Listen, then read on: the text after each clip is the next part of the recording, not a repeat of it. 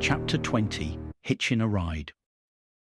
Robyn Nudd and the Sheriff of Nottingham are journeying northwest from London on the Paddington Arm of the Grand Union Canal, North London, W19EH. They are accompanied by a mysterious dark fellow who goes by the name of Ferdinand de Noirfoncé. The water swirled darkly around the sheriff as she settled within the lock. I grabbed the lock key and began preparing to open the upper gate.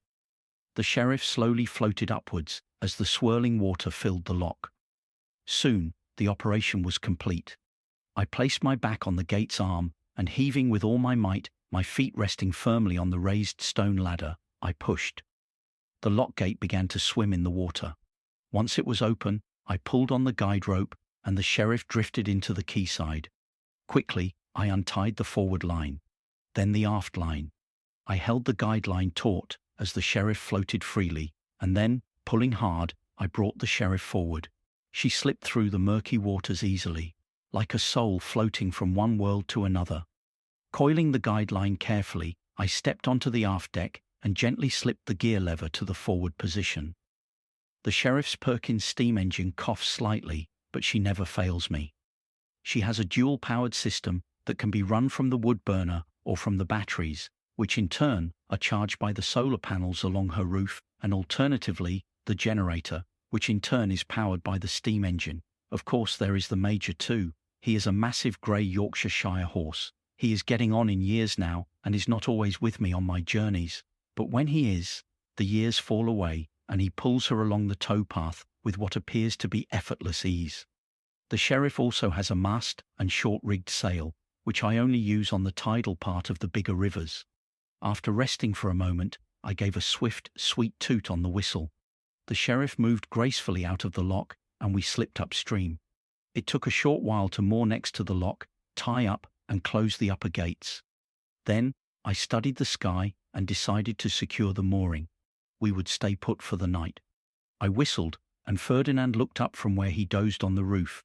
He leapt easily, landing on the bank. I stooped to collect a small hatchet and a large wicker basket, which also held a knife. Ferdinand and I strolled away from the lock and walked along the towpath. We moved slightly off to the left, in the direction of a small coppice. The wood was a thin thing. I bent my head, and I asked the gods of the trees to forgive me and let them know that the axe was only to divide the fallen and wind-broken branches. Soon, we had collected enough wood to keep the sheriff's fire burning for a few days. Then, we took the time to gather what we could forage from nature's pantry: wild mushrooms, garlic, sorrel, and chives, and a few early raspberries that grew thereabouts. The gods of the trees seemed to smile upon us, and for once we came away without even a scratch from the brambles or a burr in our hair. Once back aboard, I dropped lazily onto the bench and watched the skyline. The sun was dropping lower in the sky now. A murmuration of birds, probably starlings, formed high above in the evening sky and performed in an intricate swooping circle dance. We watched in amazement. "Now, there's a strange sight, Ferdy. The Lady Yvette told me that the birds dance when it is time for things to pass, like the death of winter and the coming of summer. Wonderful how they all speak to each other that way." Ferdinand raised an eyebrow and scowled at me. I had no idea what he was thinking. I tossed him a piece of cheese. He caught it mid-air and wolfed it greedily. I followed suit, eating a morsel myself. Then, I found the wine bottles in the aft pokey hole. It was a good vintage, one that my friend, Jackie Feather Ear, had brought over to the lock at Camden for me. I took a tumbler of the strong red wine and walked back to the aft bench and began chewing on an apple. "She got this wine from some parson out Wells-on-Sea way. This is wonderful, innit, Ferdy? Not a soul in sight, and a beautiful evening to look forward to. I had forgotten it was May Day, what with the quizzes and all." Ferdinand nodded and showed his agreement by caressing my leg gently. A gentle breeze stirred the peaceful night as it wafted down the canal and over the fields. The night progressed softly, and soon darkness had fallen all about us.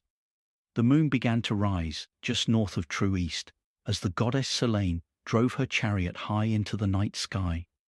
It was a full, bright moon, and as it passed behind a small cloud, a very strange thing happened. A wolf, somewhere in the night, began to sing and was joined by several others in an a cappella version of A Bad Moon Rising. Not something you tend to hear so close to a big city. I mentioned this to Ferdinand. He choked on his cheese.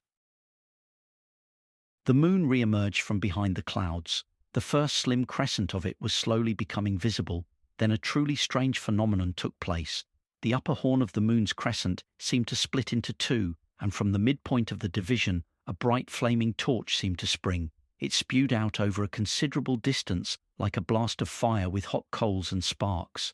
The body of the moon, which was below, began to writhe. It reminded me of a wounded snake. This happened a dozen times or more, and as it emerged, the full moon took on a dark hue. The whole round moon shone a deep dark red. A blood moon. Holy avenging angels, I shrieked. The gods must be angered by something tonight. I shivered as a dark shadow zipped across the corner of my eye, and just as quickly, it was gone. It's the blood moon, Ferdy. Not something I thought I would ever see. Never, not in my lifetime. It's a sign that dark critters are abroad. Lady Yvette has told me about pixies and the banshees too, but this is worse. Dark critters.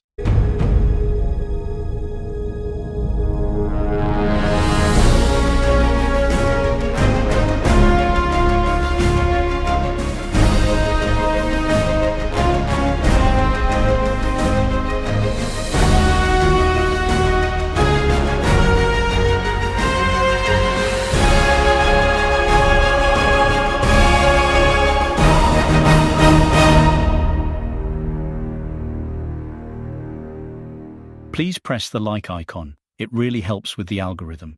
Click subscribe to be notified of further installments. You can find more information and other videos at mortalcritters.com. The Mortal Critters ebook is available at Amazon, and the paperbacks are available at all good bookstores.